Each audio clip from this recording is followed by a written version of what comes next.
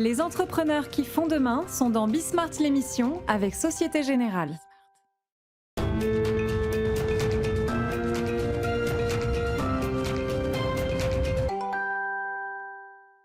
Salut à tous, c'est Bismart. On est à nouveau pour le dernier jour de la semaine d'ailleurs, en ce qui me concerne, au cœur du mondial de l'automobile avec deux éléments très intéressants et un petit peu différents.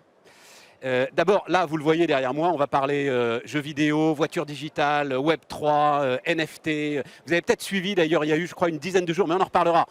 Un événement visiblement très très important de diffusion d'une course avec des voitures justement digitales qui marque un petit peu l'histoire du e-sport, l'histoire de ce qu'on n'appelle plus d'ailleurs le jeu vidéo. On va parler de tout ça. Alpine est au cœur de l'ensemble de ces réflexions.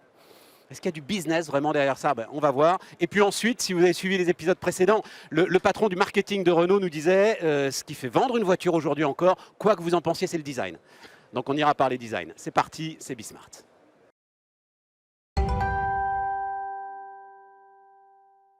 On démarre avec Guillaume Vernias. Bonjour Guillaume. Bonjour. Donc là, on voit ce que j'appelle moi encore du jeu vidéo.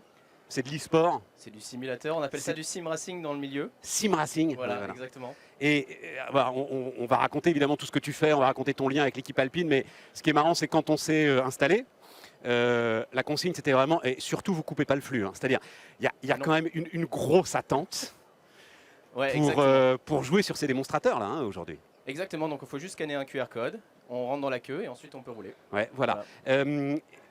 Comment est-ce que je vais commencer cette interview? Je crois, alors je prends mes notes, je crois qu'il y a 10 jours, il y a eu un gros événement qui s'appelait GP Explorer. Il faut que tu me racontes ça. Et j'ai lu partout, c'est une date dans l'histoire de ce que toi-même tu es en train de construire. Exactement. Alors vas-y, raconte-moi un peu. C'est un petit peu différent, mais en fait le Grand Prix Explorer, c'est plusieurs influenceurs qui ont roulé sur le circuit du Mans. Sur Twitch en live. Mais qui ont roulé dans de vraies voitures. Dans de vraies voitures de F4, exactement. Et donc, ils ont battu un record du monde, qui est le record du monde de viewers sur Twitch. Je crois que c'était 1 million. 1 400 000 personnes sur place. D'accord, c'était donc de vraies voitures. De vraies voitures, exactement. Bon, mais alors ça va aller tout à fait dans le sens de ce qu'on va raconter, c'est-à-dire que les mondes entre les deux sont poreux, c'est ça, Guillaume? C'est poreux. Après, bon, c'est des influenceurs, donc c'est pas forcément des professionnels de la conduite on est sur simulateur. Ouais. Maintenant, on a le lien, on le voit là, on est sur les mêmes types de mouvements de volant, on change les vitesses sur le volant directement, on peut appuyer la pédale de frein, la pédale d'accélérateur, on est à peu près sur les mêmes types de positions. Et en fait, on va développer les mêmes réflexes, la stratégie, les réglages, etc. Et en fait, c'est des gens aujourd'hui qui sont forts là-dessus, ils peuvent être forts sur des vraies voitures. Non, mais on est d'accord. Attends, parce que et oui, il faut qu'on se modernise pour te suivre. Twitch au départ, c'est une chaîne qui retransmet des parties de jeux vidéo. Pas uniquement en fait, ils retransmettent un peu tout ce que tu veux. Oui, mais au départ, ça commence comme ça. C'est du jeu vidéo. Ça commence comme ça, voilà. Et ensuite, c'est là où je dis, c'est des mondes poreux, et c'est là où je vais aller sur la stratégie d'Alpine et sur sa stratégie. Et à un moment, ça devient de la vraie télé. En tout cas, ils expliquaient ça. Voilà, ça devient de la vraie télé. Exactement, c'est une télé comme on peut avoir aujourd'hui sur TF1, France 2, etc. Exactement. Et donc, toi, ta stratégie, là, Web3, NFT, on va définir tout ça, mais tu es au cœur de l'équipe Alpine. Exactement. Donc moi, je suis à Enstone en Angleterre, au sein de l'écurie F1. Ouais. Exactement. Mais tu développes la partie vidéo, la partie digitale de l'équipe Alpine. Il y a 3 pans. Vas-y. Le premier, c'est l'e-sport. On a une équipe e-sport, on roule en sim racing, c'est-à-dire qu'on roule dans ce type de simulateur en compétition et on est en compétition sur les F1 eSport Series, donc contre les autres écuries de Formule 1 sur un championnat virtuel qui se déroule de septembre à décembre. On roule aussi sur Le Mans virtuel, donc c'est la même chose que les 24 heures du Mans, mais sur 24 heures, sur ce type de voiture, sur ce type de jeu.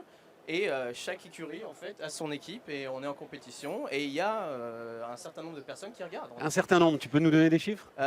Les 24 heures du Mans virtuel, donc le Mans virtuel l'année dernière c'est 81 millions de personnes. 80 millions de personnes, comment ça 80 millions de personnes qui regardent en cumulé, exactement. Et donc sur les F1 eSport Series, on est sur 23 millions de personnes en cumulé qui regardent, donc partout dans le monde, pas uniquement en France. Et tu as une idée enfin j'ai pas une idée de l'audience des Grands Prix de Formule 1, mais enfin, 23 millions de personnes, c'est effectivement quelque chose de significatif. Exactement, sur les Grands Prix de Formule 1 en général, alors je ne peux pas vous donner les chiffres exacts, mais on est approximativement entre 20 et 30 millions de personnes. sur un Grand Prix de Formule 1. Et donc c'est la même chose, quoi. C'est pas la même chose. Un Grand Prix de Formule 1 sur toute l'année, il y en a 24 Ouais. dès l'an prochain, donc ça fait beaucoup plus de monde au final. Mais en live, on est sur des chiffres intéressants sur l'e-sport aussi. Bon, évidemment générationnel. Générationnel, mais il y a des gens un peu plus vieux qui regardent. Alors, je sais pas ce que tu en penses, mais tu vois, si demain Moi je te trouve ça disais, dingue. on y va. Nous, on fait des événements aujourd'hui. On a des gens qui viennent. On a des jeunes de 10 ans qui rentrent sur les simulateurs. On a des gens jusqu'à 97 ans qui rentrent sur les simulateurs et qui vont essayer. Parce que c'est fun, c'est différent, c'est proche de la réalité. Et en fait, voilà, c'est ce qu'on fait. Donc on a la première partie qui est l'e-sport. Donc ça, on est une équipe, on fait de la compétition. Et juste d'un mot, première partie Exactement, e-sport pour ouais. clore ça, c'est aujourd'hui indispensable qu'une écurie comme Alpine ait une division e-sport. Tu Ouais. peux pas avoir une écurie de Formule 1 qui n'est pas une division e-sport. Exactement. Donc Ouais. si on est en compétition sur le championnat de Formule 1, on doit prendre part au F1 eSport Series. D'accord. Et c'est aussi un engagement de marque, c'est-à-dire que nous, on est une marque innovante sur les circuits de Formule 1, sur les circuits au Mans, Ouais.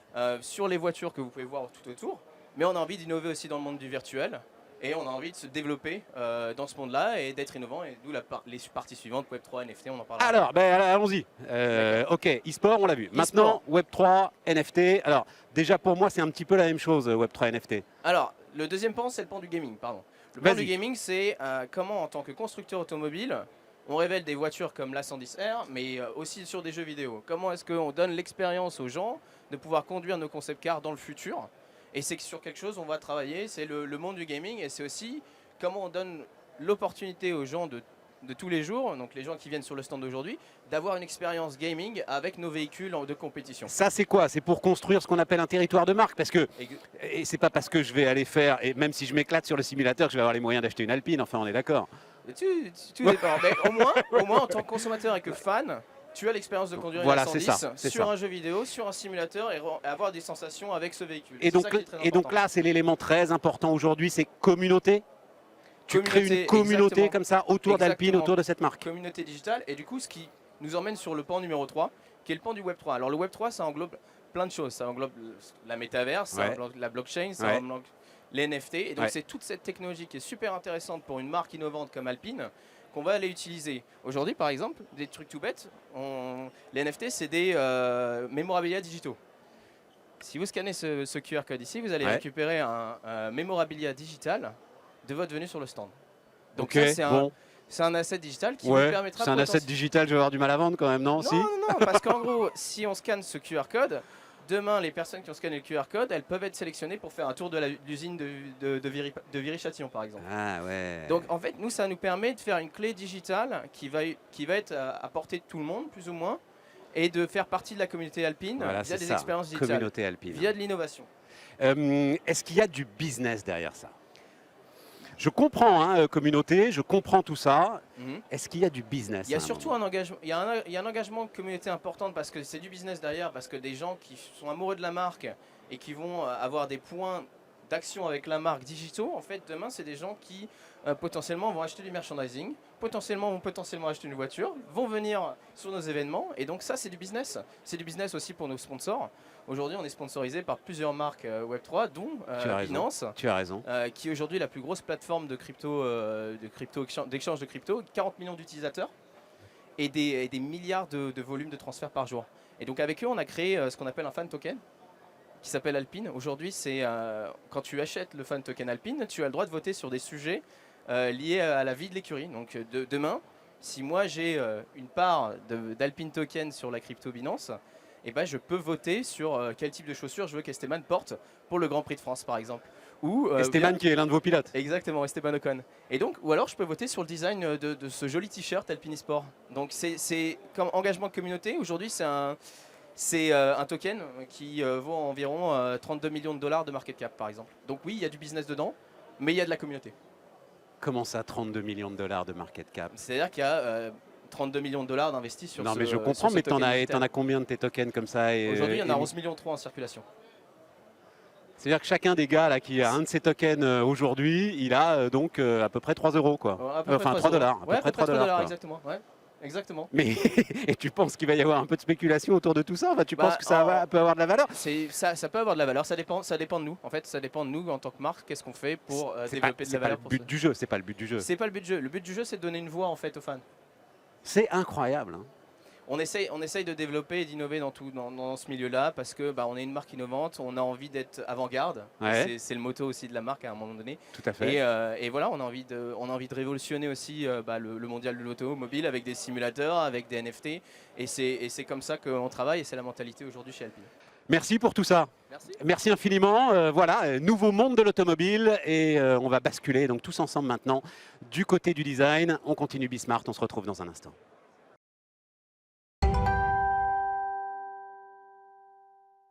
On repart les amis, on repart avec Agneta Dahlgren qui est avec nous. Bonjour Agneta. Bonjour Stéphane. On va parler design. C'était hier, il y a 2 jours, je ne sais plus déjà maintenant, ça passe tellement vite. Lundi. Le patron du marketing de Renault, Marketing Monde, est venu me dire, ce qui m'a beaucoup surpris d'ailleurs, est venu me dire le premier critère d'achat d'une voiture, c'est le design. Oui, c'est sans doute vrai parce qu'en fait le design, il exprime l'émotion et c'est ça que l'on cherche. Je avec pensais les quand même que produits c'était qu'on le prix, achète. moi. Il faut que ça soit fonctionnel, au bon prix, mais l'émotion aussi qui suscite un véhicule est important. Bon, on peut alors, tu viens du véhicule électrique et on va parler de tout ce qui s'est joué sur le véhicule électrique, ça m'intéresse beaucoup, mais on est là, voilà, il y a une Mégane là qui est derrière nous. Tout à fait, Mégane E-Tech, Ça c'est ton 100% segment C, électrique. ça c'est le segment C dont tu C'est le t'occupes. segment C, oui, tout Segment à C. fait, donc véhicule familial. Ouais. Pour les déplacements au quotidien, mais aussi, vu l'autonomie du véhicule, jusqu'à 470 km, on peut aussi aller en week-end et même en vacances avec cette voiture. C'est quoi les clés? Est-ce qu'on peut, de manière simple, définir les clés de design Tout à fait, pour cette voiture? absolument. En fait, c'est un véhicule qui exprime beaucoup de dynamisme. Vu la face avant, elle est très sportive, dynamique, elle est bien posée au sol. Et puis, elle a un langage formel qui permet d'exprimer aussi bien la sensualité, la générosité qui est à la marque Renault, une marque très humaine, et aussi des éléments... Attends Agneta, je t'arrête. Je vois bien le dynamisme, ça, il n'y a pas de problème. Ou la sensibilité et la Voilà, générosité, il elle faut est aller où? voir peut-être plus en latéral, les épaules par exemple, très généreuses sur la voiture. C'est ça qu'on appelle la sensualité D'accord. et de générosité de la marque D'accord. Renault.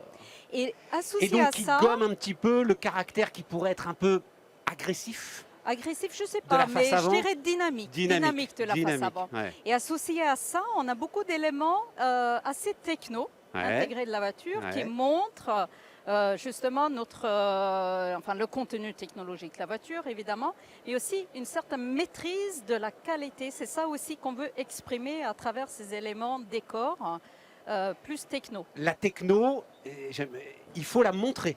Ben, il faut la montrer, Il oui, faut la parce montrer, il faut qu'il y a qu'elle se un voit. contenu technologique.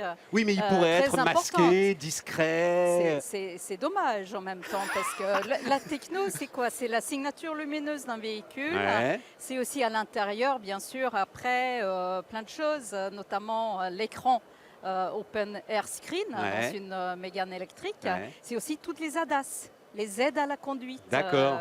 d'un véhicule. D'accord. Est-ce que je te fais de la peine si je te dis qu'elles se ressemblent toutes? Est-ce qu'il y a une vraie différence entre voilà, cette magnifique voiture, j'ai aucun doute là-dessus, et une autre berline segment C d'une autre marque D'une autre marque, je ne sais pas, parce que je pense quand même aujourd'hui que les marques, ce qu'on essaye en tout cas, c'est de se donner une identité propre de Ouais, chaque marque. ouais. Donc chez Renault, c'est ce langage formel, émotionnel, généreuse et technologique. Ouais. C'est aussi des signatures lumineuses, face avant, face arrière, spécifiques à chaque marque. Le poids de la norme, Agneta, c'est-à-dire la norme vous impose quand même énormément d'éléments de design, non? La norme nous impose des choses, évidemment, bien sûr. L'avancée technologique aussi nous permet notamment différentes cette idée là choses. de capot qui s'avance et s'arrondit Oui, en effet. pour que mais le c'est piéton aussi... passe au-dessus, quoi. Hein, c'est un peu ça Oui, l'idée, je tout crois. à fait. Il y a voilà. beaucoup de réglementations. Voilà, Donc tout ça, il faut le prendre en compte. c'est ça. Il faut soit essayer de le renforcer à travers le design, soit essayer de le masquer. Ouais, Mais il y a ouais. plein de petites astuces comme Ouais, ça. ouais, il y a plein de petites astuces. Au départ, dans la définition de la voiture, donc sur ce segment C qui est segment capital pour les marques, c'est ça Oui, Agneta? voilà, c'est le segment C qui permet, enfin c'est un segment qui croise le volume et la marge. Oui, qui est proche justement des besoins d'une famille. Voilà. Voilà, Mégane justement, c'est un véhicule qui a des dimensions assez compactes, une empreinte au sol assez compacte à l'extérieur parce qu'elle fait que 4,20 m de long, Mais à l'intérieur, rapport il y a à- énormément d'espace. Mais tu dis 4,20 m, la concurrence est un peu plus grosse. La Mégane thermique, elle fait 4 mètres, presque 4,40 m. D'accord. Donc elle est plus compacte. Par contre, l'habitabilité à l'intérieur Ouais, est même supérieure de la Mégane électrique. ouais. Et ça, c'est grâce à la plateforme spécifique électrique. Et nous avons la chance chez Renault, si je peux dire, d'avoir investi dans une plateforme spécifique dédiée aux véhicules électriques et qui Ouais. permet justement cette efficience en termes de dimension. Mais on en reparlera après. Au départ, donc, on décide de créer une voiture segmentée, etc. Donc c'est la stratégie de la marque.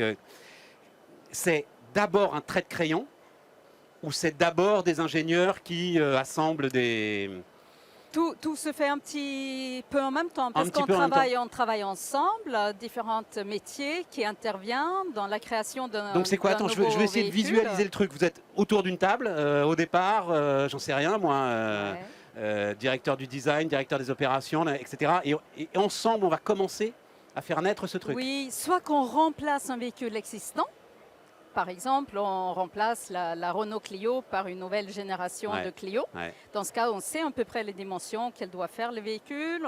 On sait aussi les besoins du client de ce segment-là. Voilà, on remplace un modèle par un autre. Dans le cadre de cette voiture-là, la Mégane E-Tech électrique, aujourd'hui, il y a encore la Mégane thermique Ouais. sur le marché. Donc, elle ne remplace pas forcément la Mégane thermique. non Et plus. donc au contraire d'ailleurs, il faut essayer de trouver une différence, Oui, aussi. mais pas trop marquée non plus, quoi. Oui, C'est- oui, ouais, oui, ouais, mais ouais. disons aussi que à travers une voiture électrique, on veut aussi dire autre chose. On veut une certaine cohérence, c'est-à-dire que donc on roule en électrique. On a intégré du coup aussi un maximum de matériaux recyclés à l'intérieur de la voiture, ça va ensemble. On essaye aussi, étant donné que la conduite elle est plus fluide, agile, plus silencieuse. Ouais, tout à fait. Aussi, on a fait à l'intérieur de l'habitacle quelque chose qui est très zen, très confortable, presque comme à la maison. Donc tout ça, on essaye de le réfléchir d'un point de vue global et cohérente. Et- Et ça, c'est le métier de nous, les designers, de créer cela.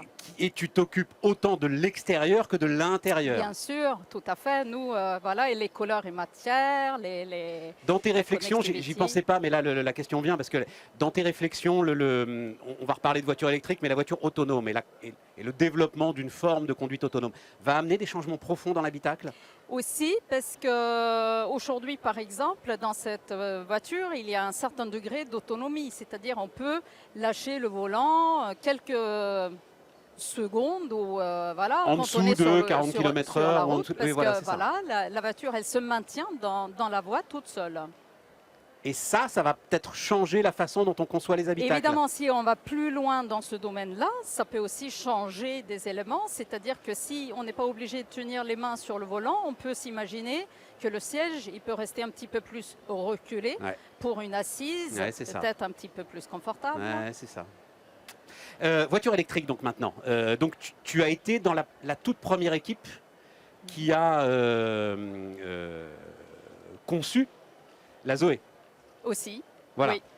Non mais enfin aujourd'hui on le banalise, etc. Mais vous étiez au tout début de cette histoire quand même. Enfin, Absolument. Renault était. les paris qu'a fait à l'époque Renault sont des paris que personne d'autre ne faisait et qui étaient même brocardés, il faut bien le dire, par une partie des constructeurs et Oui, par une tout à partie des fait, concurrents. Tout à fait, absolument. Donc on était en tout début de l'histoire et je pense qu'on a créé justement une certaine base dans ce domaine. Et quand on a fait la Zoé, ce qu'on s'était dit, c'est qu'on ne veut pas faire un ovni de je voiture comprends. électrique. Je comprends. On veut que ça ressemble à une vraie voiture, mais qu'elle ait une véritable personnalité, ce qui est le cas, je pense, avec la Zoé. Mais justement, Elle a un non. message. Moi, enfin, est-ce que au départ, et évidemment les choses ont évolué, etc. Ouais. Mais est-ce qu'au départ, on s'est pas dit, tiens, on va faire en fait une voiture banale? Et est-ce qu'il n'y a pas eu une sorte, peut-être un problème de démarrage du segment électrique parce que les voitures n'étaient pas aussi désirables qu'elles le sont aujourd'hui? Pas du tout. Au contraire. Non, je pense Vas-y, pas. vas-y, Agneta, Et on ça voit que m'intéresse. c'est très bien vendu la Zoé. Donc je pense que non, je pense qu'on a bien visé. C'est-à-dire que Ça ressemble à une vraie voiture. Ouais. C'est une voiture sérieuse. C'est Ouais. une voiture électrique, mais Ouais. elle est sérieuse, Ouais, elle ouais, est ouais. qualitative. C'est vrai. Et puis, elle suscite une émotion, elle a un visage, la voiture. Et puis aussi, depuis le départ, on a voulu que les voitures électriques de chez Renault intègrent beaucoup de matières recyclées, le plus possible aujourd'hui. Et puis aussi, Et ça cet impose intérieur... des éléments de design particuliers d'intégrer des matières aussi, il faut recyclées? s'adapter parfois D'accord. aussi des contraintes technologiques. D'accord. Mais aussi un intérieur agréable parce que voilà, elle est silencieuse, la voiture. Il y a plus de place, enfin je veux dire, on sait qu'il y a moins de pièces mécaniques, hein, voilà, pour le dire comme ça, dans une voiture électrique. Ça permet plus de liberté en termes de design? Absolument, notamment donc pour la Mégane E-Tech électrique qui est basée sur une plateforme spécifique dédiée à l'électrique. Ça permet en fait, le moteur il est plus petit, on a pu avancer la roue avant et libérer de l'espace à l'intérieur. On a aussi un plancher entièrement plat. Donc tout ça, ça fait que à l'intérieur, on se sent bien, il n'y a pas d'éléments qui dérangent. Alors, il y a le côté, et on va terminer là-dessus, les 3 minutes qui nous restent. À chaque fois, c'est quand je reçois une femme cadre dirigeante, il y a toujours une ambiguïté. Parfois, elle dit, mais je suis un homme comme un autre, d'une certaine manière, et parfois, elle est engagée, et toi, je crois que c'est comme ça que tu vis les choses, Agneta. Femme engagée, cadre dirigeante, dans une profession et dans un secteur encore très masculin. Très masculin aujourd'hui. Dans le groupe Renault, on est presque 25% de femmes dans tout le groupe, dans tous les métiers. Je pense que la diversité dans tout ce qu'on fait, c'est important parce que ça apporte forcément des regards nouveaux. J'ai aucun doute. Et on a besoin de ça. Absolument. Dans l'innovation, etc., on a besoin de tous les prismes pour justement avoir différentes perspectives sur les choses. Tout à fait d'accord. Mais le sujet aujourd'hui, c'est que les jeunes filles, encore aujourd'hui, ne veulent pas aller dans l'industrie. Il faut, parce qu'en fait, c'est un métier qui évolue énormément et il y a énormément de métiers divers et variés dans l'industrie automobile, entre autres. Justement, une voiture, je ne sais pas s'il y a un produit qui est encore plus complexe, un produit grand public, qu'une voiture. Il faut penser à plein de choses, l'ergonomie, la sécurité, la connectivité. Il y a tellement de choses qu'il faut prendre en compte. Et il y a des métiers spécifiques dans tous les domaines. Donc ça ouvre énormément de portes. Où est-ce que ça se joue, Agneta? Est-ce que tu y as réfléchi? C'est-à-dire ce fait, et encore une fois, de toute façon, il n'y aura pas assez d'hommes pour travailler si on se prive des jeunes filles. Donc voilà, la question, elle est... mais où est-ce que ça se joue? Ça se joue à l'école? Ça se joue dans les grandes écoles, dans les écoles d'ingénieurs? Où est-ce que ça se joue? Je pense que ça se joue partout. Aujourd'hui, dès la naissance d'un enfant, il faut essayer de ne pas se différencier ne pas le genrer. plus que nécessaire, Voilà, c'est ça. je veux dire. Ouais, tout à fait. Et puis, dans tout ce qu'on fait, on partage tout, donc il faut continuer. L'industrie doit être aujourd'hui une terre de conquête pour les jeunes filles. C'est ta conviction? Bien sûr, évidemment. Merci. Tellement intéressant. Merci beaucoup Agneta, merci pour tout ça, merci à vous de nous avoir suivis. Bismart donc au cœur du mondial de l'automobile. Les entrepreneurs qui font demain sont dans Bismart l'émission avec Société Générale.